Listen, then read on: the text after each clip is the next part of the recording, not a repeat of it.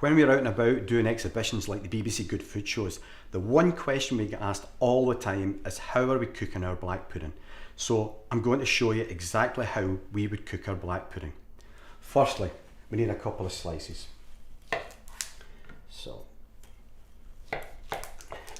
that's thick enough.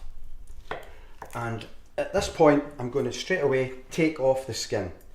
We don't need the skin in the black pudding. It will keep its shape, and you know how big a nightmare it is to try and take that off once it's been cooked.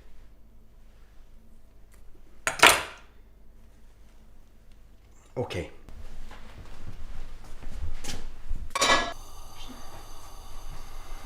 Okay, so I'm going to put the black pudding in a dry frying pan. That's important for us. It works well, and it means that the actual black pudding will start and crisp up, caramelise round the edges and still stay nice and soft and gooey in the middle. There's enough oil in there to do the cooking process, it doesn't need any more. And it is already cooked, so what we're really doing here is reheating it till it's piping hot.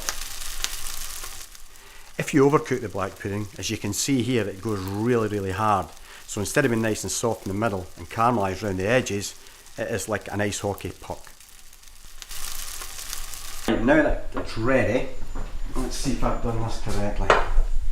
If so, it should be nice and crisp in the top and the edges, which it is, so that when we cut into it,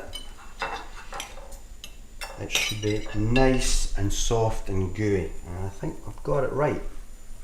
Now, my favourite way to eat black pudding is sadly in a roll. I love a roll with black pudding and sometimes a wee bit brown sauce. But also it works really well just in a simple green salad. It works beautifully in bread. So I've got friends who make it into bread dough and it comes through there. Fantastic. It is such a versatile product. But simply cooked like this, just eat it.